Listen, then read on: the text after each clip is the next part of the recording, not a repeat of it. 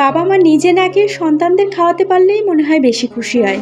Hello বন্ধুরা, আশা করছি সকলে খুব ভালো আছো। দেখো, বাড়ি থেকে আসার সময় বাবা মা সব টুকিটাকি জিনিসপত্র ব্যাগে ভরে দিয়েছে, আর এত সুন্দর করে প্যাকেট করে দিয়েছে। ফ্রিজে যে জিনিসগুলো দিয়েছে সেগুলো জল ঘেমে ব্যাগের বাইরে একদমই আসেনি। এত সুন্দর করে পেপার দিয়ে মুড়িয়ে তারপর সেগুলো আবার দড়ি দিয়ে বেঁধে দিয়েছে। বাবা এত সুন্দর করে প্যাকেট করে। এখন দেখবো যে এগুলোর ভিতর কি কি দিয়েছে।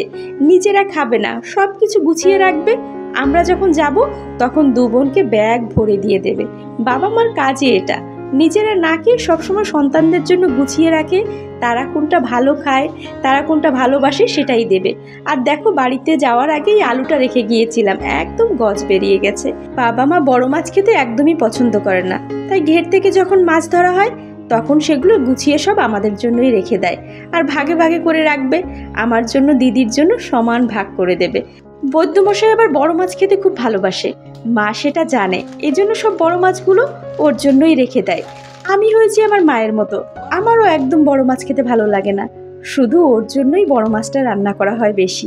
দিদিও বড় মাছ খুব বেশি নিতে চায় না, কারণ ওরাও বেশি খেতে ভালোবাসে না। প্যাকেটগুলো ধরেই দেখছি বেশ ভিতরটা ঠান্ডা আছে, আবার দেখছি দু একটা প্যাকেটে বরফও গলেনি।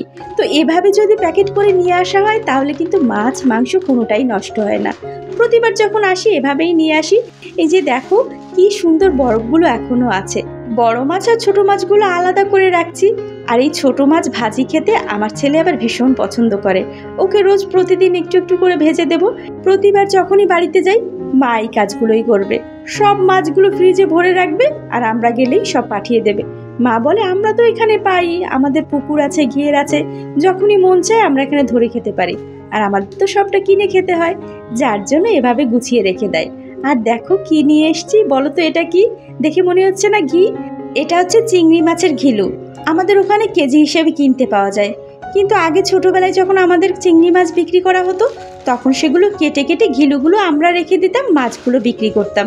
কিন্তু এখন আর কেউ কাটে না, একদম আস্ত মাছটাই আড়তে নিয়ে যাওয়া হয়, আড়তের লোকদের কাছ থেকে তারপরে এই ঘিলুগুলো কিনে নিয়ে আসতে হয়। বাবাও গতকাল কিনে এনেছিল, আর আসার সময় মা এটা পাঠিয়ে দিয়েছে।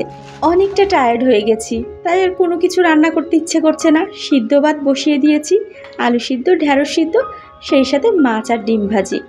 আর এই সবগুলো মাছ আলাদা করে প্যাকেট করে ফ্রিজে রাখতেও বেশ অনেকটা দেরি হয়ে যাবে, তাই আর কোনো ঝামেলা না করেই সিদ্ধ ভাত খেয়ে নেব।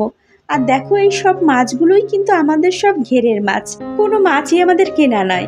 আর এই মাছগুলো ভালো করে ধুয়েও মা পরিষ্কার করে দিয়েছে, এখন শুধু প্যাকেট করে ফ্রিজে রেখে দেব। 2-3 দিন ধরে মা এই ডিমগুলো জমিয়ে রেখেছে। মায়ের হাঁসের ডিম আছে কিছু, আর কিছু কাকিদের হাঁসের ডিম। আজ তবে এ পর্যন্ত, তোমরা সকলে খুব ভালো থেকো।